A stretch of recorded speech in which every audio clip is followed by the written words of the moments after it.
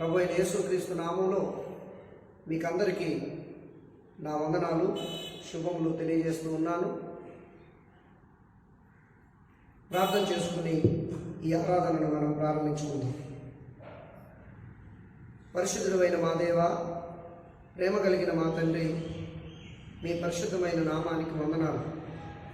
ఈ ఉదయకాలంలో మీ బిడ్డలమైన మేము మీ సన్నిధిలో మిమ్మల్ని ఆరాధించమై ఉండగా, దయగల మా తండ్రి, ఈ మందిరాన్ని మీ కొరకు ప్రతిష్ఠించుకున్న మీరు, ఎక్కడైతే 2-3 నా నామము పేరిట కూడి ఉందరో వారి మధ్యకు నేను ఉంటానని సెలవిచ్చిన మీరు మా మధ్యకు దిగిరండి. ఈ ఆరాధనను మీరు స్వీకరించండి, సంఘాన్ని మీరు ఆశీర్వదించండి. యేసు నామమును వేడుకొనుచున్నాము తండ్రి, ఆమేన్. ఆమేన్. అందరం నిలువబడి ఆంధ్ర క్రైస్తవ కీర్తన పుస్తకం నుంచి 9వ కీర్తనను పాడి దేవుని నామాన్ని మహిమపరుద్దాం. ప్రబలముగనే ప్రస్తుతించెదా ప్రభుని కృపలనే, ప్రబలముగనే ప్రస్తుతించెదా ప్రభుని కృపలనే, ప్రతిదినము నిన్ను ప్రచురపరచెదా, ప్రతిదినము నిన్ను ప్రచురపరచెదా ప్రభుడా నా విభుడా. ప్రబలముగనే ప్రస్తుతించెదా ప్రభుని కృపలనే,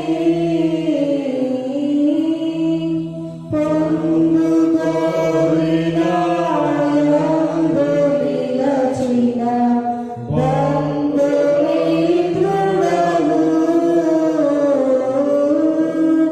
పొందుకోరిన యందు నిలచిన బంధుమిత్రుడను,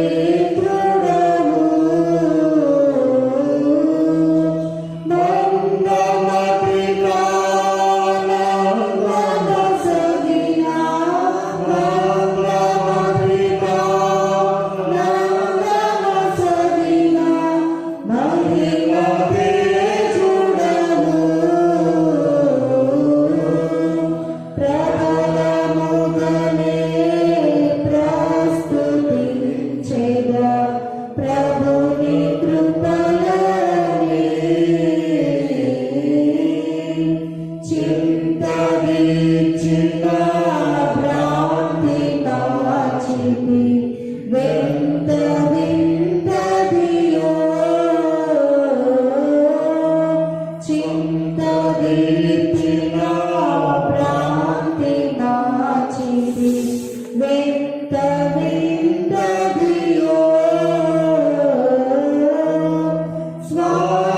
స్వాగమునకడు శాంతి గూర్చితి, స్వాగమునకడు శాంతి గూర్చితి వెంత కరుణదియో,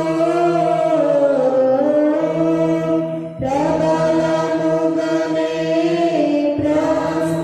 ప్రస్తుతించెదా ప్రభుని కృపలనే,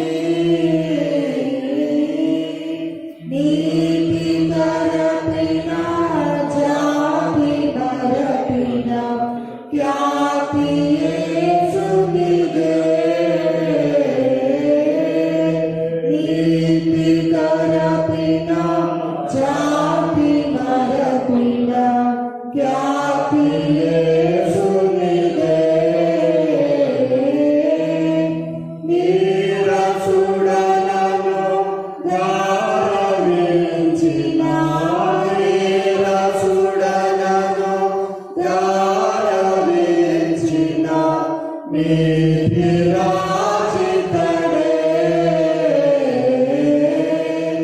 ప్రబలముగనే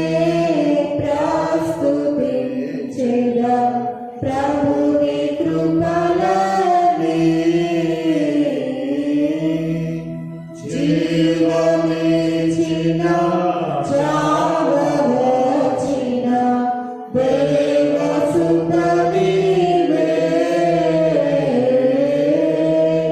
జీవమిచ్చిన చావవచ్చిన దేవసుత నీవే. జీవదాయక బ్రోవరాయిక జీవదాయక బ్రోవరాయిక జాలమేలనురా.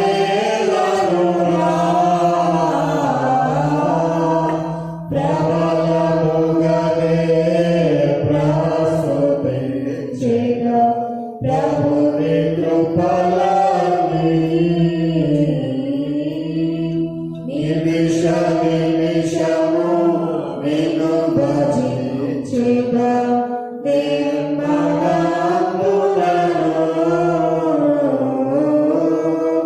నిమిష నిమిషము నిన్ను భజించిన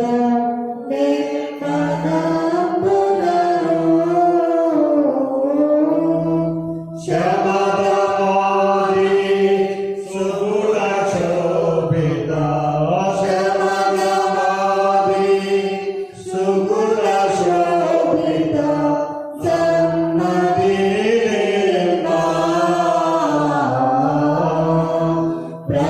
ప్రబలముగనే ప్రస్తుతించిన ప్రభుని కృపలని.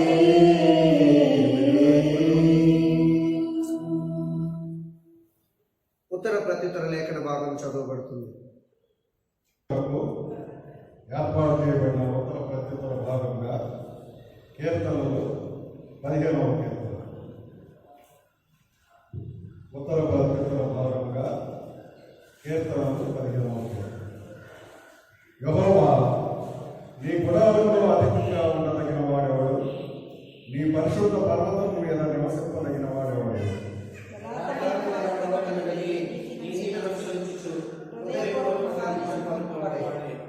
అట్టివాడు మార్గంలో కొండెమలాడడు, తన చెలికానికి కీడు చేయడు, తన పొరుగువారి మీద నింద మోపడు. అతని దృష్టికి అతని దృష్టికి నీతిలో అసహ్యుడు. అతడు యెహోవా యందు భయభక్తులు గలవారిని సన్మానించును. అతడు ప్రమాణం చేయగా నష్టము కలిగినను మాట్లాడడు. తన ద్రవ్యం వడ్డీకియ్యడు, నిరపరాధి చెప్పుకై లంచం పుచ్చుకొనడు. ఈ ప్రకారం చేయవాడు ఎన్నడూ అపరాధపడడు. తండ్రి కుమార శుద్ధాత్మకును తగు స్తుతి మహిమలు కలుగుగాక. ఆదిని ఇప్పుడు ఎల్లప్పుడూ అయినట్లు యుగములనౌగాక. తండ్రి కుమార శుద్ధాత్మకును తగు స్తుతి మహిమలు కలుగుగాక.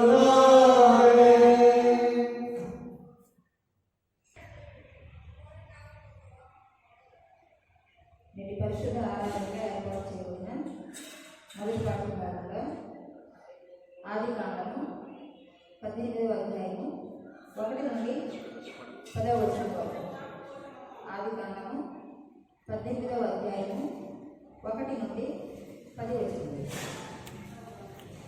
మరియు మమ్రే దగ్గర ఉన్న సింధూర వనంలో అబ్రహాము ఎండవేళ గుడారపు ద్వారమునందు కూర్చొని ఉన్నప్పుడు యెహోవా అతనికి కనబడెను. అతడు కన్నులెత్తి చూచినప్పుడు 3 శిష్యులు అతని ఎదుట నిలవబడి ఉండేది. అతడు వారిని చూచి గుడారపు వాకిట నుండి వారిని ఎదుర్కొనుటకు పరుగెత్తి నేల మట్టుకు వంగి, ప్రభువా, నీ కటాక్షము నా మీద ఉన్న ఎడల ఇప్పుడు నీ దాసిని దాటిపోవద్దు. నేను కొంచెం నీళ్లు తెప్పించదను, దయచేసి కాళ్ళు కడుగులేను. ఈ చెట్టు కింద ఆసక్తి తీర్చుకోండి, కొంచెం ఆహారం తెచ్చండి, మీ ప్రాణులను బలపరచుకోండి, తరువాత మీరు వెళ్ళవచ్చు. ఇంత నిమిత్తము కదా మీ దాసుని యొద్దకు వచ్చితిరని. వారు నీవు చెప్పినట్లు చేయమనగా అబ్రహాము గుడారంలో ఉన్న శారా యొక్కకు త్వరగా వెళ్ళి నీవు త్వరపడి 3 మానికల మెత్తని పిండి తెచ్చి పిసికి రొట్టెలు చేయమని చెప్పాను. మరియు అబ్రహాము పశువుల మందకు పరిగెత్తి ఒక మంచి లేత దూడను తెచ్చి ఒక పనివానికి అప్పగించాడు. వాడి దాన్ని త్వరగా సిద్ధపరిచాడు. తరువాత అతడు వెన్నను పాలను తాను సిద్ధం చేయించిన దూడను తెచ్చి వారి ఎదుట పెట్టి వారు భోజనం చేయుచుండగా వారి యొద్ద ఆ చెట్టు కింద నిలబడింది. వారు అతనితో నీ భార్య శారా ఎక్కడ ఉన్నదని అడుగగా అతడు అదిగో గుడారంలో ఉన్నదని చెప్పాను. అందుకు ఆయన మీదికి ఈ కాలమున నీ యొద్దకు నిశ్చయముగా మరలా వచ్చాను. అప్పుడు నీ భార్య అయిన శారాకు ఒక కుమారుడు కలుగునని చెప్పాను. శారా ఆయన వెనక నుండిన గుడారం ద్వారం ముందు నిల్చుండేది. ఇంతటితో మొదటి పాఠ్యభాగం సరే. ఓ దేవా వందనము, ఓ దేవా వందనము, ఓ దేవా వందనము. సువార్త పాఠం చదువుతుండగా సంగమంతయు ఈ ఆరాధన కొరకు ఏర్పాటు చేయబడినటువంటి 3వ పాఠ్యభాగంగా సువార్త పాఠ్యభాగంగా యోహాను సువార్త 21వ అధ్యాయము 1వ వచనం నుండి 14వ వచనం వరకు. యోహాను సువార్త 21వ అధ్యాయము 1వ వచనం నుండి 14వ వచనం వరకు. అటు తర్వాత యేసు తిబెరియ సముద్రమున శిష్యులకు మరలా తను తాను ప్రత్యక్షపరచుకొనెను. ఆయన తను ప్రత్యక్షపరచుకున్న విధమేదనగా సీమోను పేతురును, దిదుమ అనబడు తోమాయు, గలీలలోని కానా అను ఊరివాడగు నతానియేలును, జబదయి కుమారులను ఆయన శిష్యులలో మరి ఇద్దరును కూడి ఉండి.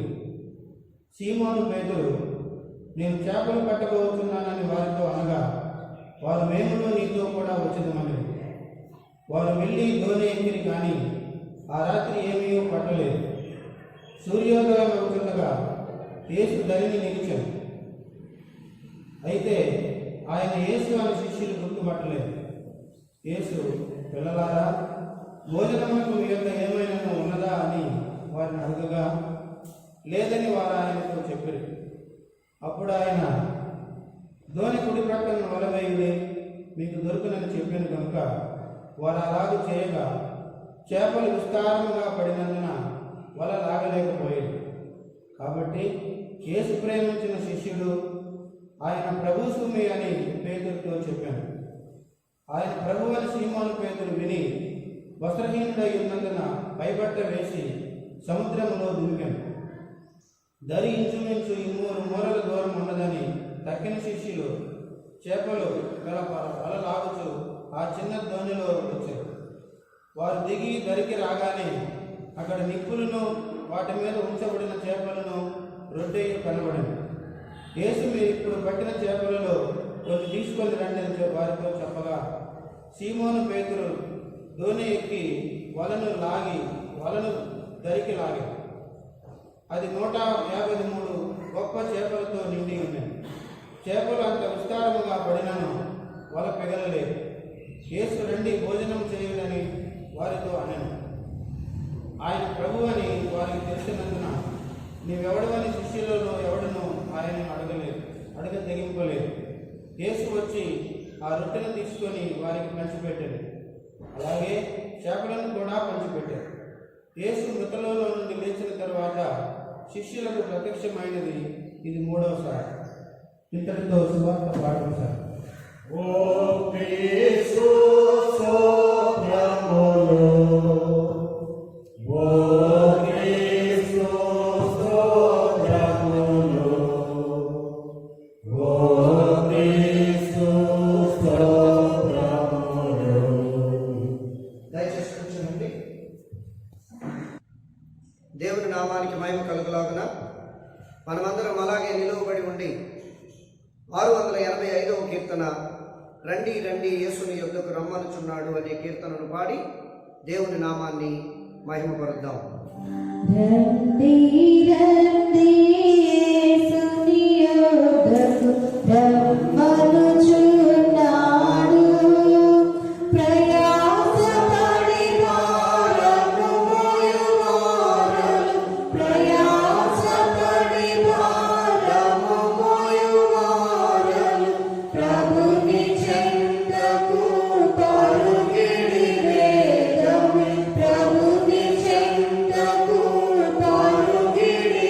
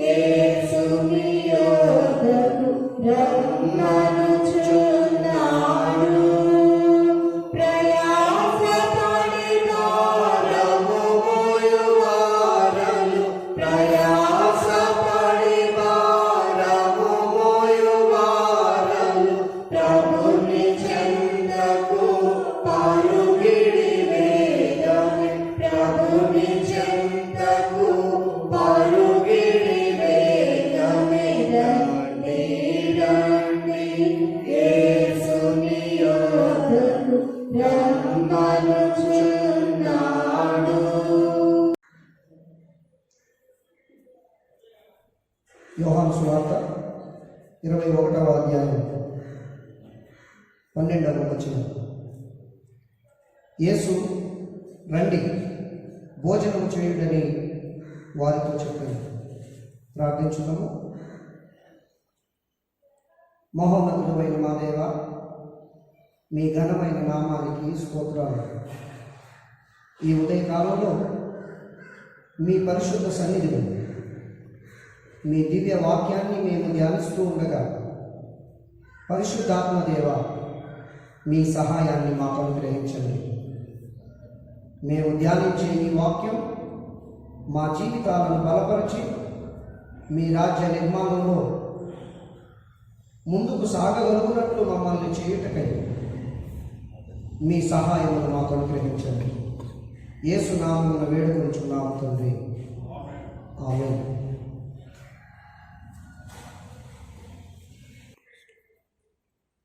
ప్రియమైన దేవుని వార్లారా, 2011 నుండి 2013 వరకు భీమునిపట్నంలో సెయింట్ పీటర్స్ సిఎస్ఐ చర్చిలో దేవుడు పరిచర్య చేసే అవకాశం నాకు అనుగ్రహించారు. నేను అక్కడ పరిచర్య చేస్తూ ఉండగా ఒకరోజు ముంగండ శాంతారాం అనే ఒక వ్యక్తి ఆ దేవాలయం దగ్గరకు వచ్చి ఆ దేవాలయం గోడల మీద యేసుక్రీస్తు అందరికీ ప్రభువు అనే వాక్యాన్ని, అలాగే యేసు రక్తం ప్రతి పాపం నుండి మనకు విడుదల అనుగ్రహిస్తుంది అనే వాక్యాన్ని వ్రాయడాన్ని నేను చూశాను. అంతకుముందే మేము చర్చ్ అంతా కూడా పెయింట్స్ వేసాం. కొత్తగా బయట ఉన్న ప్రహరీ గోడలకు కూడా పెయింట్ వేశాం.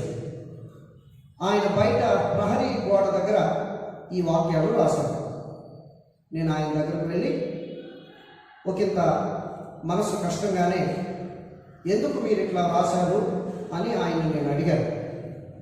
ఆయన చాలా సావధానంగా, చాలా సౌమ్యంగా, ఇంక నాకేమాత్రం కోపం వచ్చే అవకాశం లేకుండా జవాబు చెప్పారు. ఆ తర్వాత కొంతసేపటికి ఆయన నాకు స్నేహితుడు అయిపోయారు. మధ్యాహ్నం అయిపోయింది. మధ్యాహ్నం అయినా ఆయన పని కొనసాగుతూనే ఉంది. మధ్యాహ్నం నేను ఆయన దగ్గరికి వెళ్ళి నేను ఇంటికి భోజనానికి ఆహ్వానించాను. చాలాసేపు ఆయన నా ఆహ్వానాన్ని తిరస్కరించడానికే ప్రయత్నించారు. కానీ చివరికి ఆయన భోజనం చేయడానికి ఇష్టపడ్డారు. భోజనం చేయడానికి ఇష్టపడి మధ్యాహ్నం ఆయన మా ఇంటికి లంచ్కి వచ్చారు. నేను చాలా పెద్ద లంచ్ ఏమో ఆయనకు ఏర్పాటు చేయలేదు, కానీ ఆ రోజు మా ఇంట్లో ఉన్నదే ఆయనకు నేను ఆహారంగా పెట్టాను. 1 సంవత్సరం క్రితం నేను యూట్యూబ్లో ఆయన కూర్చున్న సమాచారాన్ని చూశాను. ఓ పెద్ద దైవజనుడు ముంగంటి శాంతారాం గురించి చెప్తూ, భారతదేశంలో ఏ స్తంభం మీదైనా, ఏ గోడ మీదైనా, ఎక్కడైనా సరే యేసుక్రీస్తు అందరికీ ప్రభువు అనే మాటలు మనకు కనిపిస్తే, లేకపోతే క్రీస్తు రక్తం ప్రతి పాపం నుండి మనకు విడుదల అనుగ్రహిస్తుంది అని కనిపిస్తే, వాటిని రాసిన వారు ముంగంటి శాంతారాం గారే అని చెప్పారు.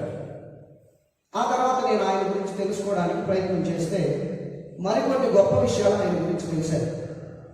ఆయన పెద్దగా ఏం చదువుకోలేదు. పెద్దగా చదువుకోకపోయినా ఆయన సైకిల్ మీద ఆంధ్రప్రదేశ్ అంతా దాదాపుగా 5 సార్లు తిరిగి దేవుని సువార్తను ఈ రకంగా ఆయన ప్రకటించడానికి ప్రయత్నం చేశారు. భారతదేశం అంతా కూడా బస్సుల మీద, రైలు మీద ఆయన ప్రయాణం చేసి భారతదేశం అంతా దాదాపుగా 29 భాషలలో ఆయన ఈ వాక్యాలను రాసి దేవుని సువార్తను ప్రకటించారు. అది చూసిన తర్వాత నా హృదయానికి చాలా ఆనందం కలిగింది. అంతేకాకుండా నాకు ఒక వాక్యం కూడా జ్ఞాపకం వచ్చింది.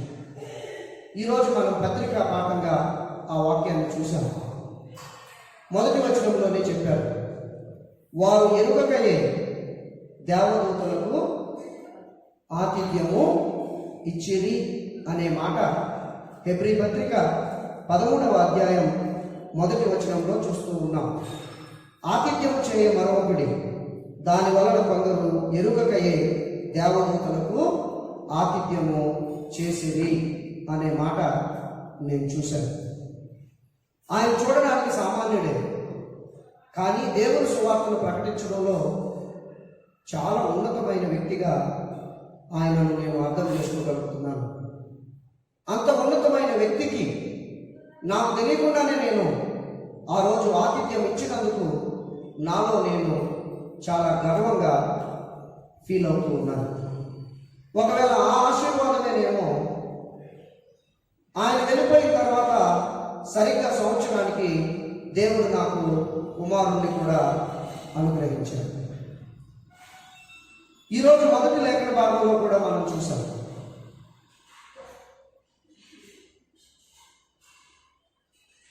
హెవెన్లీ బీయింగ్స్, పరలోక జీవులు మానవ దేహంలో, మానవ ఆకృతిలో అబ్రహాము ఇంటికి రావడాన్ని ఈరోజు మొదటి లేఖన భాగం ఆదికాండం 18వ అధ్యాయంలో 1వ వచనం నుండి కొనసాగేటువంటి భాగంలో మనం చూస్తున్నాం. అబ్రహాము వారిని చూడగానే వెంటనే త్వరపడుతూ వారి దగ్గరికి వెళ్ళడం, వారిని భోజనానికి ఆహ్వానించడం, వారు కూడా భోజనానికి అంగీకరించడం, ఆ తర్వాత మరలా అబ్రహాము పరిగెత్తుకుంటూ వెళ్ళడం, వారి వరకు ఒక జీవిని సిద్ధం చేయడం, తన భార్యకు చెప్పి వెంటనే వారి కొరకు భోజనం సిద్ధపరచమని చెప్పడం, ఆమె కూడా ఆయన ఏం చెప్పాడో అది చేయడం, ఆ తర్వాత తన ఇంటికి వచ్చిన మానవ ఆకృతిలో ఉన్న దేవదూతలకు ఆయన ఆహారాన్ని పెట్టడం మనం చూసాం. వారు భోజనం చేసిన తర్వాత వెంటనే అబ్రహాముతో మాట్లాడుతూ, ఇదిగో చూడు అబ్రహాము, నీ భార్య మరుసటి సంవత్సరానికి నీకు ఒక కుమారుణ్ణి ఇస్తుంది అనే వాగ్దానాన్ని కూడా చేయడాన్ని, ఆ తర్వాత సరిగ్గా సంవత్సరానికి ఆ వాగ్దానం నెరవేరడాన్ని కూడా మనం చూస్తున్నాం. ప్రియమైన దేవుని వాగ్దానం పరిశుద్ధ గ్రంథంలో హాస్పిటాలిటీ అనేది, ఆతిథ్యం చేయడం అనేది ఒక పవర్ఫుల్ వెపన్గా, ఒక పవర్ఫుల్ టూల్గా ఉన్నట్టు మనం చూస్తాం.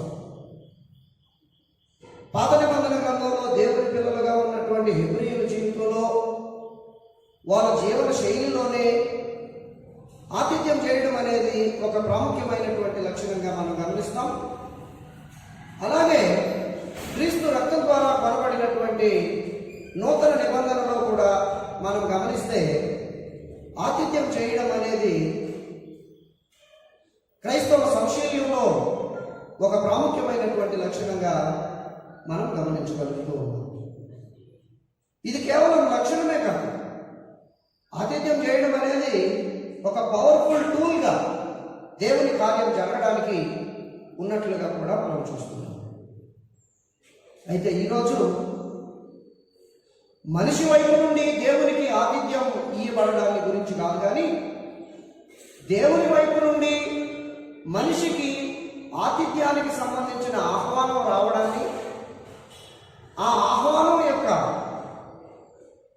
ప్రభావాన్ని గురించి మీతో మాట్లాడాలని నేను ఆశపడుతూ ఉన్నాను. ఎందుకంటే ఈరోజు మన అంశం అదే, ఆతిథ్యం ఇచ్చు క్రీస్తు ఆహ్వానం, ఇన్విటేషన్ టు క్రైస్ట్ హాస్పిటాలిటీ. ఆతిథ్యం ఇవ్వడానికి సాక్షాత్తు దేవదేవుడే, సాక్షాత్తు క్రీస్తు ప్రభువే మనందరినీ ఆహ్వానిస్తున్నాడు అనేది ఈ అంశం యొక్క భావం. మనిషి యొక్క ఆతిథ్యమే అంత శక్తివంతమైనదైనప్పుడు దేవుని కార్యం జరగడానికి దేవుడే ఇస్తూ ఉన్నటువంటి ఆతిథ్యం మీరు అంగీకరించి స్వీకరించినట్లయితే అది మరింత బలమైన సాధనంగా మన జీవితాలలో ఉండగలుగుతుందని నేను నమ్ముతూ దీని యొక్క ప్రభావాలను కొన్నింటిని మీతో పంచుకోవడానికి నేను ఇష్టపడుతూ ఉన్నాను. మొట్టమొదట, this invitation of hospitality confirms the Christ is compassionate. యోహాను సువార్తలో మనం చూస్తూ ఉన్నాం, యేసుక్రీస్తు ప్రభువు శిష్యుల దగ్గరకు వెళ్ళి, రండి భోజనము చేయుదము అని వారిని ఆహ్వానిస్తూ ఉన్నాడు. ఆయన ఇస్తూ ఉన్నటువంటి ఈ ఆహ్వానంలో కనికరం కలిగినటువంటి ఆయన హృదయాన్ని మనం చూడగలుగుతున్నాం. ఏ విధంగా మనం చూడగలుగుతామంటే, మానవ సమాజాన్ని గురించి అరిస్టాటిల్ ఒక మాట చెప్తాడు. మ్యాన్ ఈజ్ సోషల్ యానిమల్ అంటారు ఆయన. మనిషి ఒంటరిగా ఉండలేడు, ఎందుకంటే అతడు సామాజిక జీవి. కనుకనే మంచివారైనా చెడ్డవారైనా వారి క్యారెక్టర్తో ఏం సంబంధం లేదు. వాళ్ళు మనిషి అయితే వారు తప్పనిసరిగా కమ్యూనల్ లైఫ్ని కోరుకుంటారు. ఎందుకంటే మనమందరం సామాజిక జీవులం. కాబట్టి ఈ కమ్యూనల్ లైఫ్ ఎప్పుడైతే మన జీవితంలో లేదో, సమాజంతో సంఘంతో మనకి ఎప్పుడైతే ఎడబాటు అనేది జరుగుతుందో, అది మనందరికీ కూడా చాలా పెయిన్ఫుల్గా ఉంటుంది. ఉదాహరణకు చూడండి, ఆదికాండంలో మనం చూస్తాం, తమ్ముడిని కూడా చంపడానికి సిద్ధపడినటువంటి కయ్యూను కూడా దేవుని ద్వారా ఎడబాటును శిక్షగా పొందుకున్నప్పుడు, దేవా నీవు నాకు విధించినటువంటి శిక్ష నేను భరించలేనంత గొప్పది అని 4వ అధ్యాయం 13వ వచనంలో చెప్పడాన్ని మనం చూస్తాం.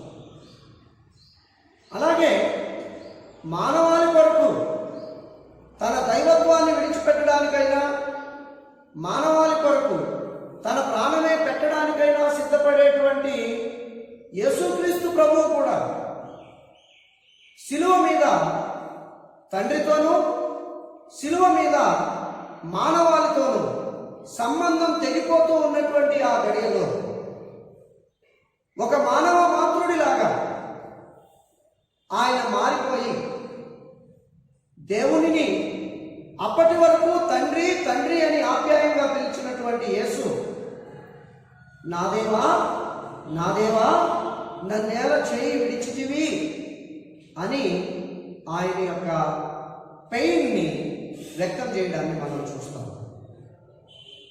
చెడ్డవాడైన కయ్యేనుకు ఎడబాటు పెయిన్ఫుల్గానే ఉంది.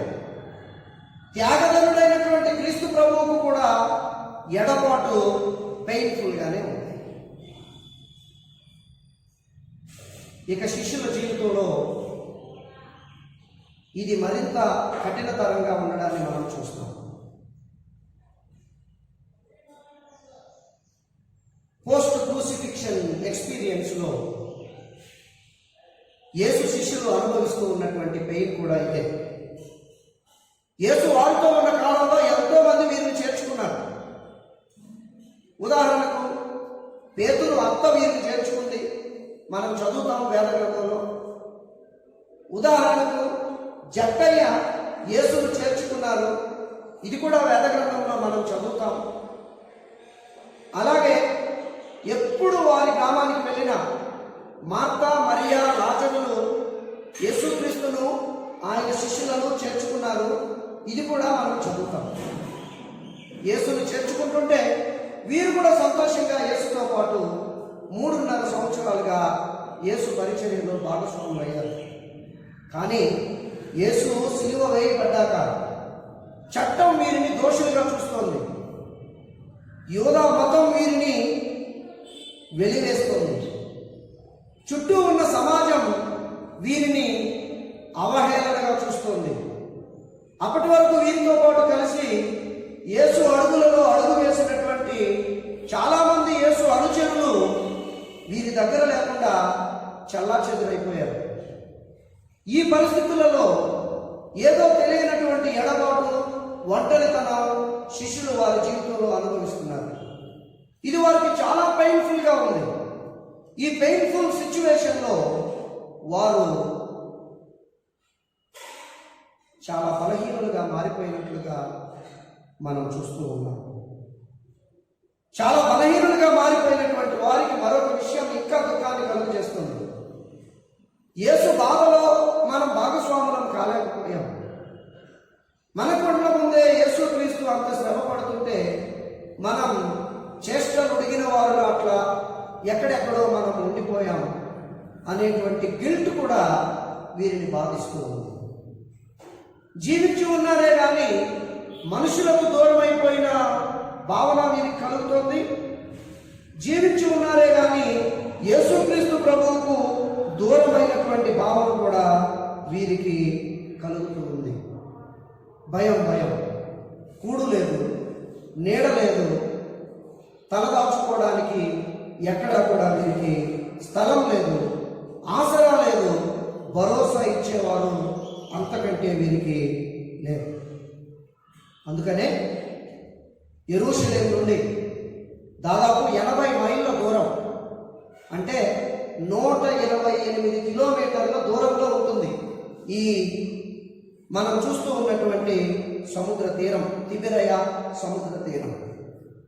తిబిరయ సముద్ర తీరం అంటే కొత్తదేం కాదు. గలిలయకు తిబిరయ అనేది మరొక పేరు. దాదాపు 128 కిలోమీటర్ల దూరం వీరు పారిపోవడాన్ని మనం చూస్తూ ఉన్నాం. అంతకుముందు శిష్యులందరూ గదిలో ఉన్నప్పుడు యేసు కనిపించినప్పుడు తోమా లేడు. మరలా రెండవసారి తోమా కూడా ఉన్నప్పుడు యేసు కనిపించినప్పుడు తోమాకి యేసుకు మధ్య సంభాషణ జరగడాన్ని గత వారం మనం ధ్యానం చేశాం. ఈ 2 సంఘటనలు యెరూషలేములో జరిగాయి. మరలా ఈ సంఘటన మూడవసారి యేసు ఇస్తూ ఉన్నటువంటి ఈ దర్శనం దాదాపుగా 128 కిలోమీటర్ల దూరంలో ఉన్న తిబిరయ సముద్ర తీరం దగ్గర జరుగుతూ ఉండడాన్ని ఇక్కడ మనం గమనిస్తూ ఉన్నాం. దీనిని బట్టి మనం చూస్తూ ఉంటే శిష్యులు ఎంత భయపడ్డారో, శిష్యులు ఎంతటి ఒంటరితనాన్ని అనుభవిస్తూ ఉన్నారో మనం చాలా తేలికగా అర్థం చేసుకోగలుగుతాం. ఈ పరిస్థితుల్లో పునరుత్థానుడైన క్రీస్తు వారికి ఆయన పునరుత్థాన ప్రత్యక్షతను అనుగ్రహిస్తూ ఉన్నాడు. ఈ పునరుత్థాన ప్రత్యక్షతను ఆయన అనుగ్రహిస్తూ వారికి మరింత చేరువలోనికి యేసు వచ్చి వారి ఒంటరితనాన్ని పోగొట్టి వారి ఎడబాటును తీసివేసి వారిని బలపరచడానికి ఆయన వారిని ఆతిథ్యం ఇవ్వడానికి ఆహ్వానిస్తూ ఉన్నట్లుగా మనం చూస్తూ ఉన్నాం. ఏమని పిలుస్తున్నాడు వారిని అంటే పిల్లలారా అని వారిని పిలవడాన్ని మనం చూస్తూ ఉన్నాం. 5వ వచనంలో చూస్తే పిల్లలారా రండి భోజనము చేయుదము అనేటువంటి పిలుపు వారికి ఇచ్చారు. వారికి ఒకసారిగా ప్రాణం చెప్పలేనట్లయింది. ఎందుకంటే ఒంటరిగా ఉండలేని నేచర్ కలిగినటువంటి, ఎడబాటును భరించలేని నేచర్ కలిగినటువంటి మానవుడికి, శిష్యులకు స్వయంగా దేవుడి దగ్గర నుండే అవకాశం వచ్చింది. రండి మీకు నేను ఆతిథ్యం ఇస్తాను అనేటువంటి ఆహ్వానం. అంతేకాదు ఆతిథ్యం ఇవ్వడానికి పిలిచేటువంటి పిలుపు కూడా హృదయానికి హత్తుకునేలాగా ఉంది. పిల్లలారా రండి అని ఆయన పిలుస్తూ ఉన్నారు. ఈ పిలుపునే మనం చూస్తే ఆయన వీరికి ఎంత చేరువలోనికి వస్తున్నాడో మనం అర్థం చేసుకోగలుగుతాం. ప్రీ రిజర్వేషన్ పీరియడ్లో ఇంకా ఆయన ఉత్థానుడు కాలేదు, ఇంకా ఆయన సిలువ కూడా వేయబడలేదు. అప్పుడు యోహాను సువార్త 15వ అధ్యాయం 15వ వచనంలో మాట్లాడుతూ శిష్యులతో ఏమంటాడంటే, ఇక మీదట మీరు నాకు దాసుడు కాదు, ఇదిగో మీరు నాకు స్నేహితులు అంటాడు. ఒక వ్యక్తి మరొక వ్యక్తితో పెట్టుకునే సంబంధంలో ఇది ఒక స్థాయి బంధం. ఆ తర్వాత పునరుద్ధారుడైన తర్వాత ఆయనను దర్శించడానికి వచ్చినటువంటి మరియకు పునరుద్ధార దర్శనాన్ని యేసుస్వామి ఇచ్చినప్పుడు మరియా అని ఆమెను సంబోధించడాన్ని మనం చూస్తాం. ఇది స్నేహితులు అన్నదానికంటే ఇంకా ఎక్కువైన స్థాయి. ఒక వ్యక్తిని పేరుతో పిలవగలిగేది ఎంతో క్షణం ఉన్నప్పుడే. ఇక పోస్ట్ రిజరెక్షన్ లో మరింత సమీపంగా యేసు వస్తున్నట్లుగా మనం చూస్తాం. 20వ అధ్యాయం 16వ వచనంలో మరియా అని పిలిచినటువంటి యేసు 20వ అధ్యాయం 17వ వచనంలో మరియతోనే మాట్లాడుతూ, ఇదిగో నీవి పునరుద్ధారాన్ని గురించి నా సహోదరులతో చెప్పు అని చెప్పడాన్ని మనం చూస్తాం. బ్రదర్స్ అంటున్నాడు యేసయ్య శిష్యులను. స్నేహితులు అన్నది ఒక స్థాయి అయితే, పేరుతో పిలిచింది దానికంటే గొప్ప స్థాయి అయితే, ఇంకా సహోదరులు అని మరింత చేరువలో వారిని ఆయన అడ్రస్ చేయడాన్ని మనం ఇక్కడ గమనిస్తూ ఉన్నాం. ఇకపోతే 21వ అధ్యాయం 5వ వచనం వచ్చేసరికి ఈ సాన్నిహిత్యం మరింత పెరగడాన్ని మనం చూస్తూ ఉన్నాం. పిల్లలారా అని ఆయన సంబోధిస్తూ ఉన్నాడు. అయితే ఇంతకు ముందు కూడా పిల్లలారా అని సంబోధించాడు యేసయ్య. కానీ ఇంతకు ముందు పిల్లలారా అని సంబోధించినప్పుడు అక్కడ టెక్నోస్ అనేటువంటి గ్రీకు మాటను వాడారు. ఉదాహరణకు మనం యోహాను సువార్త 13వ అధ్యాయం 13వ వచనంలో గమనిస్తే అక్కడ యేసయ్య పిల్లలారా అని పిలిచినప్పుడు టెక్నోస్ లేకపోతే టెక్నియా అనేటువంటి మాట గ్రీకులో వాడడాన్ని మనం చూస్తాం. కానీ ఇప్పుడు ఈ పోస్ట్ రిజరెక్షన్లో 3వసారి శిష్యుల సమూహానికి ఆయన పునరుద్ధారాన్ని దర్శనాన్ని ఇచ్చినటువంటి ఈ సమయంలో మాత్రం ఆయన టెక్నోస్కి బదులుగా మరొక మాట పైడియా అనేటువంటి మాట వాడడాన్ని మనం చూస్తూ ఉన్నాం. టెక్నోస్కి పైడియాకి వ్యత్యాసం ఉంది. రెండు తర్జుమా చేసినప్పుడు పిల్లలారా అనేటువంటి తర్జుమాని మనం చూస్తున్నాం. కానీ ఈ రెండు భావాన్ని వెతికే సమయంలో వేరువేరుగా ఉన్నట్లు మనం చూస్తూ ఉన్నాం. ఏ విధంగా అంటే సహజ సిద్ధంగా టెక్నోస్ అనేటువంటి మాట పిల్లలందరికీ ఉపయోగిస్తారు ఆ రోజుల్లో. అంతేకాదు మతపరమైన విధానంలో చూస్తే ఆ మత విశ్వాసంలో చాలా చిన్ని స్థాయిలో ఉన్నప్పుడు వారి గురించి మాట్లాడేటప్పుడు చిన్నపిల్లలారా టెక్నోస్ అనే విధానంలో మాట్లాడటం మనం చూస్తాం. ఉదాహరణకి పౌలు సంఘంతో ఒకసారి మాట్లాడుతూ, ఇదిగో మీరు ఇంకా పాలు తాగే పిల్లల వలె ఉన్నారు అని చెప్పడాన్ని మనం చూస్తాం. ఆధ్యాత్మిక స్థాయిలో చిన్నగా ఉన్నప్పుడు వారిని ఉచ్చరించేటప్పుడు టెక్నోస్ అనే మాట వాడతారు. అలాగే చిన్న పిల్లలుగా ఉన్నప్పుడు వారి గురించి కూడా టెక్నోస్ అనేటువంటి మాటను వాడతారు. వేరే ఐడియా అనే దానిని బాగా ఎదిగిన వారికి యంగ్ మెన్కి వాడతారు అని నేను చదువుతున్నాను. అలాగే రిలీజియస్గా చూస్తే ఆధ్యాత్మికంగా బాగా ఉన్నతమైనటువంటి ఎత్తుకు ఎదిగిన వారి గురించి ఈ మాట వాడతారు అని నేను చదివినప్పుడు నేను ఎంతగానో సంతోషించాను.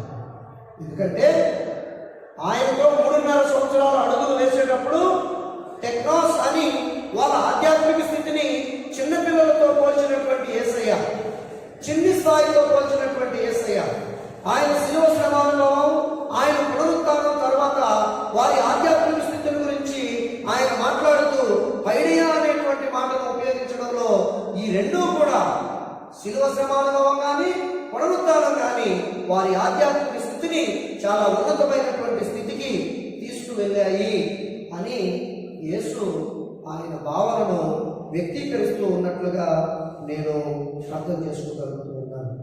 ప్రియ దేవుని వారులారా, ఈ సంబోధనతో ఎడబాటును వాడు తెలిసి చెప్పినట్లుగా తుంచివేయబడిన సంబంధం, తెగిపోయినటువంటి సంబంధం అని ఆయన వ్యాఖ్యానించినట్లుగా ఎస్ట్రేంజ్మెంట్ అనేటువంటి మాటను ఆయన వాడినట్లుగా దేవునికి చెందిన వారుగా మనుషులకి చెందిన వారుగా ఒక ఎడబాటును వీరి జీవితంలో ఎప్పుడైతే అనుభవిస్తున్నారో ప్రభువు వారి చెంతకు వచ్చి పిల్లలారా, ఎదిగిన పిల్లలారా,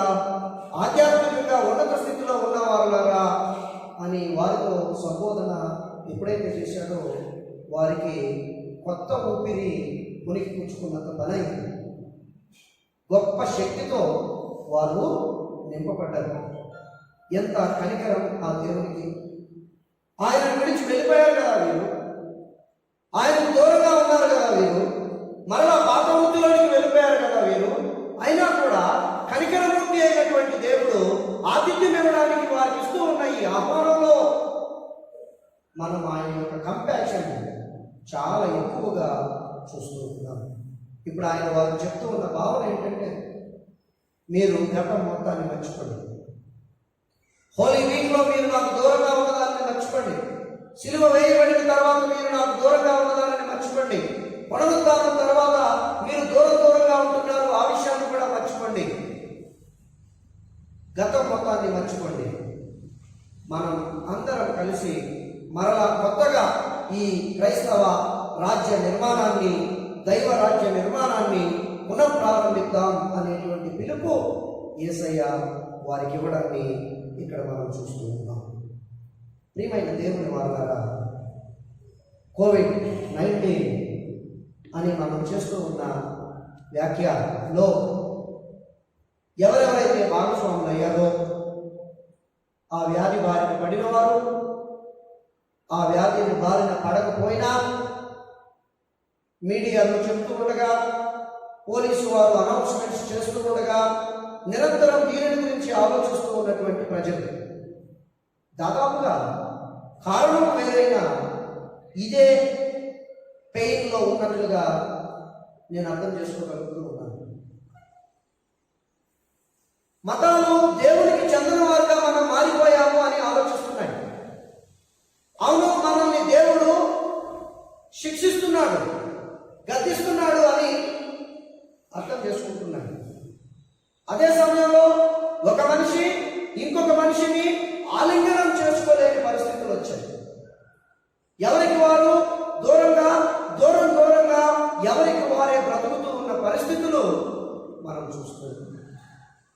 మారనటువంటి మన దేవుడు ఆ రోజు పిల్లలారా అని పిలిచి కొత్త ఊపిరిని శిష్యుల గుండెల్లో ఊదినట్లుగా ఈ రోజు కూడా సజీవుడైన మన యేసు ఎడబాటు అనే పెయిన్ అనుభవిస్తూ ఉన్న మనతో మాట్లాడుతూ పిల్లలారా అనే వ్యాఖ్య చేస్తూ, గడిచిందేదో గడిచింది, మీ జీవితాన్ని ఎక్కడైనా మీరు మార్చుకుని రండి, అందరం కలిసి కొత్తగా దైవరాజ్య నిర్మాణం చేద్దామని ఆయన ఆహ్వానాన్ని మనకిస్తూ ఉన్నాడు. రెండవ విషయాన్ని నేను మీతో పంచుకోబోతూ ఉన్నాను. This invitation of hospitality conveys the need of confession on Christ. The invitation of hospitality conveys that there is need of confession on Christ. యేసుక్రీస్తు ప్రభువు ఒడ్డునున్నారు. అంతా చీకటిగా ఉంది, ఇంకా సూర్యోదయం కూడా పూర్తిగా కలగలేదు. వీరేమో సముద్రంలో ఉన్నారు. చేపలు పట్టడానికి వారి నైపుణ్యం అంతా కూడా వారు ఉపయోగిస్తూ ఉన్నారు. రాత్రంతా కూడా చేపలు పడుతూనే ఉన్నారని మనం అర్థం చేసుకుందాం. వారు చేపలు పట్టడానికి వెళ్ళడానికి కూడా నేను పెద్దగా ఆసక్తికరంగా ఏం చూడటం లేదు, ఆశ్చర్యకరంగా కూడా నాకు లేదు. ఎందుకంటే ఈ కోవిడ్-19 తర్వాత గ్రామాలలో మనం చూస్తూ ఉంటే ఎక్కడెక్కడ నుండో ఇళ్లకు వచ్చేసిన వారు ఈ ఎడబాటులో ఏం చేయాలో తెలియని పరిస్థితుల్లో ఎక్కడెక్కడికో వారి చాలల్లోకి, పొలాల్లోకి వెళ్ళి సేవ చేయడాన్ని నేను చూస్తూ ఉన్నాను. అలాగే వీళ్ళు కూడా ఈ పెయిన్ నుండి ఊరట కొరకు మరలా పాత వృత్తిలోకి వారు వెళ్ళారు అని నేను అర్థం చేసుకోగలుగుతూ ఉన్నాను. అప్పటికే యేసయ్య 2 సార్లు దర్శనాన్ని ఇచ్చాడు కనుక, పేతురు అప్పటికే తన కన్ఫెషన్ ని వ్యక్తం చేశాడు కనుక, అలాగే తోమా కూడా అప్పటికే తన కన్ఫెషన్ ని వ్యక్తం చేశాడు, నా ప్రభువా నా దేవా అని. కాబట్టి వీళ్ళు చేపలు పట్టడానికి వెళ్ళడాన్ని పర్మనెంట్ గా వాళ్ళ వృత్తిలోకి వాళ్ళు వెళ్ళిపోయినట్లుగా నేను భావించడం లేదు. ఉన్న పెయిన్లో వారు రిలాక్సేషన్ వెతుక్కుంటూ వారి వృత్తిలోనికి, నేచర్లో దొరికేటువంటి ఆ నెమ్మది వారు వెతుక్కోవడాన్ని నేను గమనిస్తున్నాను. సరే, ఏది ఏమైనా ప్రభువు వారు ఒడ్డున ఉంటే, వాళ్ళు లోపల ఉంటే ఎంతసేపటికి ప్రభువు వారిని వారు గుర్తుపట్టలేకపోయారు. చాలా కారణాలు ఉండొచ్చు గుర్తుపట్టలేకపోవడానికి. మరియ కూడా గుర్తుపట్టలేదు ఆయన మాట్లాడేవారు. పునరుద్ధారణ అయిన తర్వాత ఆయన చాలా మంది గుర్తుపట్టలేదు ఆయన పునరుద్ధారణ దేహాన్ని. రెండు రకాలుగా చెప్తున్నారు పండితులు. ఒకటి, ఆయన మహిమ శరీరాన్ని ధరించుకున్నాడు కనుక ఆయన ఆకారంలో మార్పు వచ్చింది. ఒకప్పుడు మోషేలో కూడా ఇదే మార్పు జరిగింది, అందువల్ల వాళ్ళు గుర్తుపట్టలేకపోతున్నారు. ఇది ఒక ఆర్గ్యుమెంట్. రెండవది, ఆవహించినటువంటి భయం, కమ్ముకున్నటువంటి మబ్బులు, ఆ చీకటి శిష్యులు ఇంకా యేసు స్వామి యొక్క ఆ పునరుత్థాన దర్శనాన్ని నిర్ధారించుకోలేని అయోమయంలో వారిని ఉంచాయి అని ఇంకా కొంతమంది పండితులు వారి యొక్క అభిప్రాయాన్ని వ్యక్తం చేస్తూ ఉన్నారు. ఇట్లా మనం రకరకాల అభిప్రాయాలు చూస్తూ ఉన్నాం. ఏ అభిప్రాయం ఏ రీతిగా ఉన్నా వారు మాత్రం యేసును గుర్తుపట్టలేదు. ఆయనతో సంభాషించడం ఎప్పుడైతే ప్రారంభించారో, ఆయనతో కమ్యూనికేషన్ ఎప్పుడైతే స్టార్ట్ అయిందో అప్పుడు ఆయనను గుర్తించడం వారు ప్రారంభించారు. యేసు ఆహ్వానిస్తున్నాడు కనుక ఇప్పుడు మరలుకొని యేసు వైపు తిరగడమే కాదు, యేసు వైపు తిరిగి మనం ఆయనతో సంభాషించడం ప్రారంభించాలి. Unless we communicate with the Lord, we cannot recognize His presence. ఆయనతో మనం సంభాషించకుండా ఆయన యొక్క దర్శనాన్ని మనం చూడలేము, ఆయనను మనం గుర్తించలేము, ఆయనను మనం గుర్తుపట్టలేము. ఇక్కడ కూడా గమ్మత్తు ఏంటంటే, శిలువ శ్రమానుభవంలో ఏం జరుగుతుంది, నా యేసయ్యకు ఏం జరుగుతుంది, ఇది ఎక్కడికి వెళ్ళబోతుందని ఆతృతగా చూస్తూ ఉన్నటువంటి యోహానే మొట్టమొదట ఆయనను గుర్తుపట్టడాన్ని మనం చూస్తాం. ఆయన ఎంతగానో ప్రేమించేటువంటి ఆయన శిష్యుడు ఈయన ప్రభువు సుమి అని చెప్పడాన్ని మనం చూస్తాం. క్రియోస్ అని సెప్టువజింట్లో, అంటే హీబ్రూ భాషలో ఉన్న బైబిల్ని గ్రీకు భాషలోకి తర్జుమా చేసేటప్పుడు కురియోస్ అనేటువంటి పదాన్ని అక్కడ వాడారు. వేరే హీబ్రూ బైబిల్లో దానిని మనం అదోనాయ్ అని ఉండడాన్ని మనం చూస్తాం. యూదు ఉచ్చారణలో యాహ్వే అని ఉచ్చరించడాన్ని వారు పాపంగా భావిస్తారు, దానిని దేవదూషణగా భావిస్తారు. దేవుడి పేరు ఉచ్చరించడాన్ని దేవుణ్ణి మానవ పరిధిలోనికి తేవడంగా వారు భావిస్తారు. తూర్పు దేశ సాంప్రదాయాలలో కనీసం భర్తను పేరుతో పిలవడం కూడా పాపంగానే భావించేటువంటి సాంప్రదాయం ఉంది. అది వాళ్ళని తక్కువ చేయడం అనేది భావన. హీబ్రూ మతంలో కూడా, యోధా మతంలో వారి విశ్వాస అనుసరణలో కూడా దేవుణ్ణి వారు పేరుతో ఎప్పుడు ఉచ్చరించలేదు. ఉచ్చరించడం దేవదూషణ వారి దృష్టిలో. అందుకనే వారు ప్రత్యామ్నాయంగా అదోనాయ్ అనేటువంటి పేరును ఉచ్చరించారు. అందుకే స్కాలర్ ఏమంటారంటే, Adonai is a kind of substitution for Yahweh. యాహ్వేకి అదోనాయ్ అనేది సబ్స్టిట్యూషన్ లాంటిది అని పేర్కొంటారు. పాత నిబంధన గ్రంథంలో దేవునికి ఉచ్చరింపబడిన అదోనాయ్ అనేటువంటి ఆ మాటను ఎప్పుడైతే యేసును గుర్తించాడో ఆ సముద్ర తీరాన, అప్పుడే సూర్యుడు వస్తూ ఉండగా ప్రకాశిస్తూ ఉన్న ఆయన దేహాన్ని చూసి ఈయన ప్రభువు సుమి అని ఎప్పుడైతే ఆయన భావ వ్యక్తీకరణ చేశాడో, మిగిలిన శిష్యులు కూడా ఆయనను ప్రభువు అని గుర్తుపట్టడాన్ని మనం చూస్తున్నాం. ప్రియమైన దేవుని వారలారా, ఇంత ఉన్నతమైనటువంటి విషయాలు దీనిలో ఉన్నాయి. ఇంత ఉన్నతమైనటువంటి విషయాలు దీనిలో మనం చూస్తున్నాం. ఆయన ఆతిథ్యం ఇవ్వడానికి మనల్ని ఆహ్వానిస్తూ ఉండగా, ఆయన చెంతకు మనం వస్తే ఆయన కంపాషన్ని మనం పొందుకుంటాం. ఆయన దగ్గరికి మనం వచ్చి ఆయన కనికరాన్ని పొందుకున్న తర్వాత మన కన్ఫెషన్ని కూడా మనం వ్యక్తం చేయాలి. అదోనాయ్ మన యేసు, కురియోస్ ఆయన మన ప్రభు, ఆది నుండి ఉన్నవాడు, ఆయనే దేవుడు, ఆయనే మన రక్షకుడు. ఆయన లేకుండా ఏదీ కలగలేదు. ఆయన ద్వారానే మనకు రక్షణ దొరుకుతుంది, కానీ మరి ఎక్కడా కూడా మనకు రక్షణ దొరకదు అని ఎప్పుడైతే నీ కన్ఫెషన్ ఆయన పట్ల నీవు వ్యక్తం చేస్తావో, ఇదిగో అప్పుడు నీ జీవితంలో పునరుత్థానుడైన క్రీస్తు కార్యం చేయడం అనేది ఆరంభమవుతుందన్నది ఇదిగో ఈ పునరుత్థాన దర్శన ఘట్టంలో మనం అందరం కూడా చూస్తూ ఉన్నాం. శిష్యులు ఎంత గొప్పగా మారారండి. అదోనాయని ఆయనను గుర్తించిన తర్వాత అంతకుముందే తోమా కూడా గుర్తించాడు. నా ప్రభువా, నా దేవా అన్నాడు ఆయన. నా ప్రభువా, కురియోసు, ఇంతకుముందే మనం చెప్పుకున్నాం అదోనాయ్. అలాగే ఎలోహీం అనే మాట కూడా ఆయన అనేవాడు. నా దేవా, దేవుడిని కామన్గా చెప్పేటప్పుడు ఎలోహీం అని చెప్పడాన్ని హిబ్రూ సాహిత్యంలో మనం చూస్తాం. వేరే ఆయనకు పర్టికులర్గా ఒక నామధేయాన్ని ఆపాదించేటప్పుడు యాహ్వే అని, ఎల్ షద్దాయ్ అని, యెహోవా రాఫా అని ఇట్లా వేరు వేరు నామధేయాలు ఆపాదించడాన్ని మనం చూస్తాం. సరే, తోమా అంతకుముందే కన్ఫెస్ అయ్యాడు. ఇప్పుడు యోహాను ఆయన ప్రభువు సుమి అని కన్ఫెస్ అవుతూ ఉన్నాడు. ఎప్పుడైతే ప్రభువు సుమి అని కన్ఫెస్ అయ్యాడో ఆయనతో పాటు ఉన్న మిగిలిన 7 కూడా ఆయనను ప్రభువుగా గుర్తించడాన్ని మనమందరం కూడా చూస్తున్నాం. ప్రియ దేవుని వార్తల, ఈ ప్రభువు ఈరోజు మనందరికీ కూడా ఆహ్వానాన్ని ఇస్తున్నారు. ఆయన హాస్పిటాలిటీ చాలా గొప్పది. ఆయన హాస్పిటాలిటీ చాలా ప్రభావవంతమైనది. దానిలో కంపాషన్ ఉంది. అది దేవుని వైపు నుండి మనకు దొరికేది. దానిలో కన్ఫెషన్ ఉండి తీరాలి. అది మన వైపు నుండి దేవునికి మనం ఇచ్చేది. రెసిప్రోకల్. దేవుడు మనకు కంపాషన్ ఇస్తే దేవునికి మనం మన కన్ఫెషన్ని వ్యక్తం చేయాలి. ఈ రెండింటినీ కూడా దీనిలో మనం చూస్తున్నాం.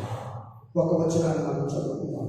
రోమా పత్రిక 10వ అధ్యాయం 12వ వచనంలో ఇట్లా రాయబడి ఉంది. రోమా పత్రిక 10వ అధ్యాయం 12వ వచనం. యూదుడని గ్రీసు దేశస్థుడని భేదం లేదు, ఒక్క ప్రభువే అందరికీ ప్రభు అయి ఉండి తనకు ప్రార్థన చేయి వారందరి ఎడల కృప చూపుటకు ఐశ్వర్యవంతుడై ఉన్నాడు. దేవునికి స్తోత్రం. హల్లెలూయా. మరలా నేను మనమున్నటువంటి పరిస్థితులలోకి వస్తున్నాను. ఇటలీ, ఫ్రాన్స్, జర్మనీ, మరలా ఇటు ఏషియాలోకి వస్తే భారతదేశం, చైనా, ఈ రెండింటికి ఆనుకున్న దేశం. ఇట్లా అమెరికా దగ్గర నుండి యూరప్ దగ్గర వరకు, యూరప్ నుండి ఏషియా వరకు అన్ని ఖండాలు, అన్ని దేశాలు, ఏ భేదం లేదు. అందరూ పాపము చేసి దేవుడు అనుగ్రహించు మహిమను పొందుకోలేకపోతున్నారు అన్న వాక్యానికి ప్రతిబింబం లాగా అందరూ ఈ పాప ఫలితాన్ని అనుభవిస్తూనే ఉన్నారు. దేవుడి వాక్యం చెప్తుంది, యూదుడు లేదు, గ్రీసు దేశస్థుడు లేదు, ఎవరు లేరండి. యేసు రక్తమే మనల్ని విమోచిస్తుంది. కాబట్టి ఆతిథ్యం ఇచ్చే యేసు మిమ్మల్ని ఆహ్వానిస్తూ ఉండగా, ఇదిగో ఆయన ఎందుకు రండి. ఆయన కంపాషన్తో శిష్యులు వచ్చారు ఆయన దగ్గర. వెంటనే నిప్పుల మీద వారు ఆహారాన్ని సిద్ధం చేసుకున్నారు. సిద్ధం చేయబడిన ఆహారాన్ని వారు భుజించారు. భుజించిన తర్వాత వారు తమ జీవిత కాలమంతా క్రీస్తు ప్రభువుకు సాక్షులుగా, దైవరాజ్య నిర్మాణకులుగా, ఈ లోకంలో ప్రభావవంతంగా కదిలేటువంటి రాళ్ళలాగా, నిప్పు కణాలలాగా వారి యొక్క ఆధ్యాత్మిక జీవితాన్ని కొనసాగించడాన్ని మనం అందరం చూసాం. చరిత్ర ఈ రోజుకు చెప్తుంది. వారికి మరణం లేదు, వారికి ఈ రోజుకి మరణం లేదు, ఎన్నటికీ మరణం లేదు, ఎన్నటికి వారికి మరణం లేదు. ఎందుకంటే వారు క్రీస్తు యొక్క కనికరానికి పాత్రులయ్యారు. ఆయన ఆహ్వానాన్ని వారు స్వీకరించారు. మనం కూడా ఈ కోవిడ్-19లో ఆయన ఆహ్వానాన్ని మనం స్వీకరించి ఆయన చెంతకు మనం వస్తే, కరోనా మనల్ని చంపుతుందనో ఇంకొకటి మనల్ని ఏదో చేస్తుందనో మనకి భయమే అక్కర్లేదు. ఎందుకంటే గ్రీసు దేశస్తుడైనా, యూదుడైనా, భారతీయుడైనా ఆయన రక్తంలో ఆయన కడిగినాక వారికి మరణం ఎన్నటికీ లేదు. క్రీస్తు ప్రభువులో మనకెన్నటికీ మరణం లేదు. ఏం బాగాలేదు ప్రస్తుతం ఉన్న పరిస్థితి. ఒక ఆవిడ ఒక ఆర్టికల్ రాశారు ఏప్రిల్ 1న. మొన్ననే ఆమె నేతాలాల్ అనే ఆవిడ ఆర్టికల్ రాశారు. ఆ ఆర్టికల్లో చెప్తున్నాడు దాదాపుగా 22 మంది ఎక్కడి నుండో ఎక్కడికో ప్రయాణం చేయాలంటూ ఎక్కడికో వెళ్ళారు. పొట్ట చేత పట్టుకుని కంపెనీలు మూసేశారు. దిక్కుతోచని స్థితిలో సొంత ప్రాంతానికి నడుచుకుంటూ వస్తున్నారు. వస్తూ మార్గ మధ్యంలో వారు చచ్చిపోయారు. పర్టికులర్గా ఒక వ్యక్తిని గురించి ఆమె ప్రస్తావించింది. 39 సంవత్సరాల ఒక వ్యక్తి ఢిల్లీ నుండి మధ్యప్రదేశ్కి బయలుదేరాడు సొంత ఇంటికి వెళ్ళడానికి. 200 కిలోమీటర్లు అతను ప్రయాణం చేశాడు. 200 కిలోమీటర్లు ప్రయాణం చేశాక మార్గ మధ్యంలో ఇల్లు చేరకుండానే అతడు చచ్చిపోయాడు. ఆనాడు శిష్యులు ఎట్లా అయితే భయంగా ఎవరు లేనివారుగా ఎక్కడెక్కడో తలదాచుకుంటూ ఉంటే ప్రభువు వారి దగ్గరికి వెళ్ళి ఆయన దర్శనాన్ని ఇచ్చి పిల్లలారా అని పిలిచి ఆయన కంపాషన్ని వారికి ఆయన చూపించి వారు కూడా వారి కన్ఫెషన్ని వ్యక్తం చేసిన తర్వాత వారి గుండెలకు హత్తుకుని వారిని 2000 సంవత్సరాలైనా మరణం లేకుండా ఎట్లాగైతే చేశాడో ఈరోజు కూడా ఇలా భయంగా ఇళ్లలో బ్రతికే మనల్ని కానీ భయంగా దేవాలయం నుండి ఎడబాటుతో దూరంగా ఉంటూ ఉన్న క్రైస్తవ విశ్వాసులందరినీ కానీ ఆర్తనాదాలు చేస్తూ ఆకలి కేకలు పెడుతూ ఏం దిక్కుతోచని స్థితిలో బ్రతుకుతూ ఉన్నటువంటి ప్రజానీకానికి కానీ యేసు ఈరోజు ఆహ్వానాన్ని ఇస్తూ ఉన్నారు. నేను మీ ప్రభువును, నేను మీ అదోనాయ్, నేను మీ దేవుడను, నేను మీ రక్షకుడను, రండి నా దగ్గర మీకు విశ్రాంతి దొరుకుతుంది అని ఆహ్వానం ఇస్తూ ఉండగా ఆయన వైపు చూద్దాం. ఆయన కంపాషన్ మనం పొందుకుందాం. ఆయన మనకు కంపాషన్ ఇవ్వగానే మన కన్ఫెషన్ని మనం వ్యక్తం చేద్దాం. మన కన్ఫెషన్ని వ్యక్తం చేసి చిరకాలం మరణం లేని వారుగా యేసులోనే మన జీవితాన్ని మనం కొనసాగిద్దాం. దేవుడి మాటలు దీవించును గాక. ఆమేన్. నీ వాక్య జ్ఞానము మాకెంతో ప్రియము, నీ ఆలయ గీతము మాకానందం. హల్లెలూయా హల్లెలూయా హల్లెలూయా హల్లెలూయా. రాజు యేసుకు క్రీస్తు రాజుకు హల్లెలూయా. రాజు యేసుకు క్రీస్తు రాజుకు హల్లెలూయా. నీ వాక్యము నా పాదములకు దీపము నా త్రోవకు వెలుగై యున్నది ఆ దీపము.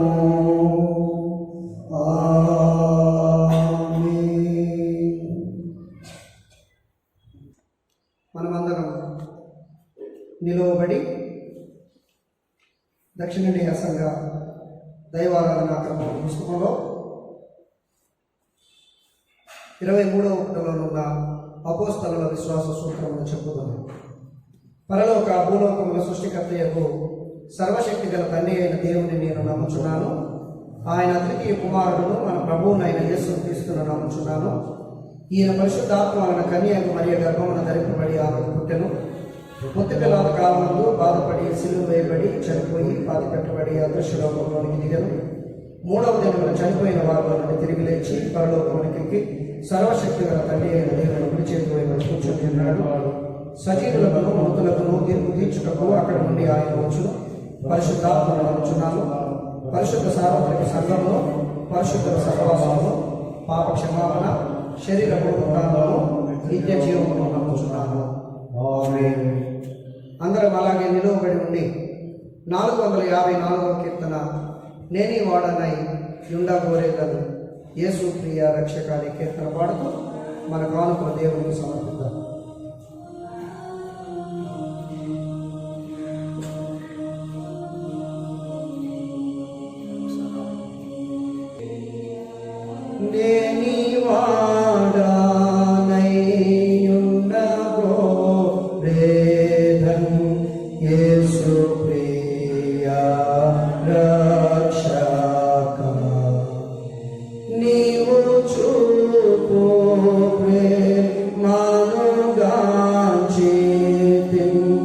నన్ను చేర్చు నీ దారి,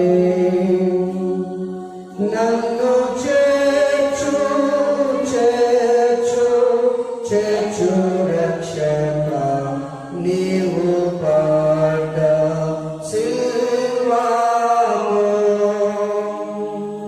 నన్ను చేర్చు చేర్చు చేర్చు రక్షక, గాయపడ్డ రక్తము,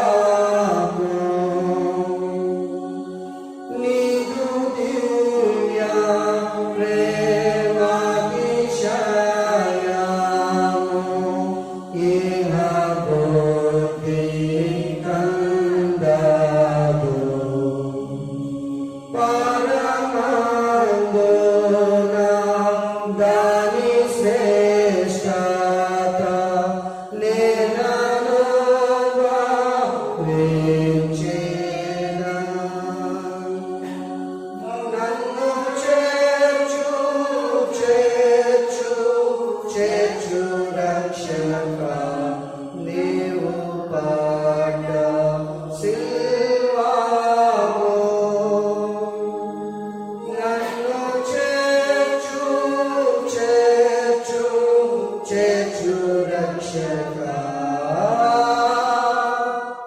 గాయపడ్డ రక్తము.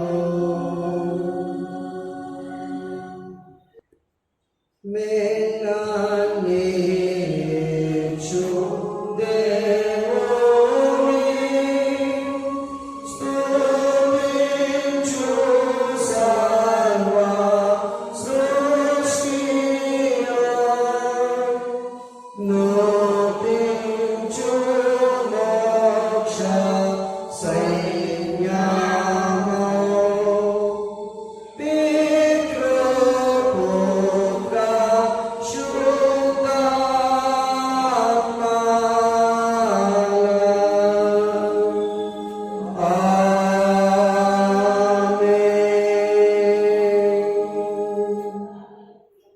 ప్రార్థించుదాము. ప్రభు నీకు తోడైయుండును గాక. ప్రభువా మమ్మల్ని కనికరించుము, ప్రభువా మమ్మల్ని కనికరించుము. సకల ఆశీర్వాదాలకు కారణభూతుడమైన మా దేవ, మీ ఘనమైన శ్రేష్టమైన నామానికి వందనాలు స్తోత్రాలు చెల్లిస్తూ ఉన్నాను. అందరూ దూరమైన వారై, ఎవరికి చెందని వారై, భయం భయంగా, చాటు చాటుగా, ఆకలితో మ్రగ్గిపోతూ, భయంతో నిద్ర లేని రాత్రులు గడుపుతూ, తమ జీవితాన్ని వెళ్ళదీస్తూ ఉన్న శిష్యులకు మీ దర్శనం, ఆ దర్శనం తోడనే వచ్చిన ఆహ్వానం ఎంతటి కనికరాన్ని చూపిందో, ఎంతటి అంగీకారాన్ని అనుగ్రహించిందో. దేవా, ఈ కరోనా వైరస్ భయంతో చాటు చాటుగా, ఒంటరిగా జీవిస్తూ, ఆకలితో మ్రగ్గిపోతూ, కొంతమంది అయితే కుటుంబ సభ్యులకు దూరంగా కాలాన్ని గడుపుతూ, కొంతమంది అయితే పొరుగు రాష్ట్రంలో ఉన్న మా బిడ్డలు ఎట్లా ఉన్నారో ఏమిటో, అలాగే పొరుగు రాష్ట్రంలో ఉన్న బిడ్డలు మా సొంత ప్రదేశంలో ఉన్న మా తల్లిదండ్రులు ఎట్లా ఉన్నారో ఏమిటో అని ఆందోళన చెందుతూ ఉన్న దినాలలో మేము ఉన్నాం. అలాగే బయట దేశాలలోనూ ఉన్నటువంటి మా పిల్లలు ఎట్లా ఉన్నారో ఏమిటో అని మేము ఇక్కడ, అలాగే బయట దేశంలో ఉన్నవారు మా తల్లిదండ్రులు ఎట్లా ఉన్నారో అని అక్కడ ఒకరిని గురించి ఒకరు ఆందోళన చెందుతూ భయంగా కాలం గడుపుతూ ఉన్నటువంటి దినాలు ఇవి. దేవా, ఇటువంటి పరిస్థితిలోనే ఉన్నటువంటి యూదా మతం ద్వారా, రోమా చట్టం ద్వారా ఈ పరిస్థితిని అనుభవిస్తూ ఉన్నటువంటి శిష్యులకు మీ దర్శనం, మీ ఆహ్వానం ఎంతటి కనికరాన్ని అనుగ్రహించి బలపరిచిందో దేవా, మాకును ఆ కనికరాన్ని మీరు అనుగ్రహించి బలపరచండి. మీ ఆహ్వానానికి స్పందించే మెత్తని గుండె మాకు మీరు ఇవ్వండి. మా పాపాన్ని గుర్తించగలిగే స్థితి మీరు మాకు అనుగ్రహించండి. పశ్చాత్తాప భావాన్ని, పశ్చాత్తాప స్వభావాన్ని మాకందరికీ మీరు దయచేయండి. మేమెన్నటికీ మా దేవునికి చెందని వారము కాము. మేము క్రీస్తు రక్తంలో కడగబడిన వారు. గొర్రె పిల్ల రక్తంలో ఉదక స్నానం చేత మేమందరము పవిత్రపరచబడిన వారు. ఎన్నటెన్నటికి మీ శిలువ స్మరణను మేము చేస్తూ, మీ పాదాలే మేము పట్టుకుని మా ముందున్నటువంటి మహా సంగ్రామంలో దేవా ధైర్యంగా మేము నిలబడగలిగేటువంటి కృపను అనుగ్రహించండి. కరుణగల మా తండ్రి, ఎక్కడెక్కడున్నా మా బిడ్డలందరికీ మీ యొక్క కనికరాన్ని చూపించండి. మీ కనికరం చూపించిన తోడనే మేమందరం మా ప్రభువా, మా దేవా అంటూ మా కన్ఫెషన్ని మీ సన్నిధిలో వ్యక్తపరిచి చిరకాలం మీకు సాక్షులుగా జీవించగలిగేటువంటి ధన్యత దయచేయండి. దేవా, మేము ఆశిస్తూ ఉన్నాం. త్వరలోనే మీ మందిరాన్ని తెరచి మీ గర్భాలయంలో దీపాన్ని వెలిగించి సంఘ నాయకత్వం, సంఘ విశ్వాసులు, స్త్రీల మైత్రి, యవనస్తులు, చిన్నపిల్లలు అందరం కలిసి మిమ్మల్ని గణపరుస్తామని ఆశిస్తున్నాం. దేవా, ఆ పరిస్థితులను త్వరలోనే మాకు అనుగ్రహించండి. యేసు నామమున వేడుకొంచున్నాము తండ్రి, ఆమేన్. పరలోకమందున్న మా తండ్రి, మీ నామం పరిశుద్ధపరచబడును గాక, మీ రాజ్యం వచ్చును గాక, మీ చిత్తం పరలోకమందు నెరవేర్చున్నట్లు భూమి యందు నెరవేరును గాక. మా అనుదిన ఆహారం నేడు మాకు దయచేయము. మా యొక్క అపరాధములు చేసిన వారిని మేము క్షమించిన ప్రకారం మా అపరాధములను క్షమించుము. మమ్మల్ని శోధనలోనికి తేక దుష్టుల నుండి తప్పించుము. రాజ్యం, శక్తి, మహిమ నిరంతరం నీవే ఉన్నవి. ఆమేన్. మన ప్రభు అయిన యేసుక్రీస్తు కృప, తండ్రి అయిన దేవుని ప్రేమ, పరిశుద్ధాత్మ యొక్క నిత్య సహవాసం ఆయన బిడ్డలమైన మనకెల్లరకు, సార్వత్రిక సమాజానికి సదాకాలం తోడై ఉండును గాక.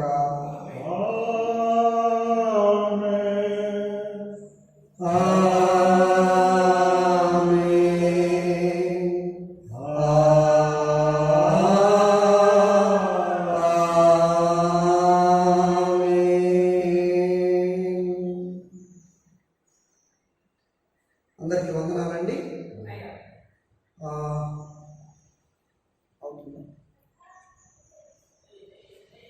దయచేసి కూర్చోనండి. ఆరాధనకు చేసిన మీకందరికీ నా నిండు వందనాలు.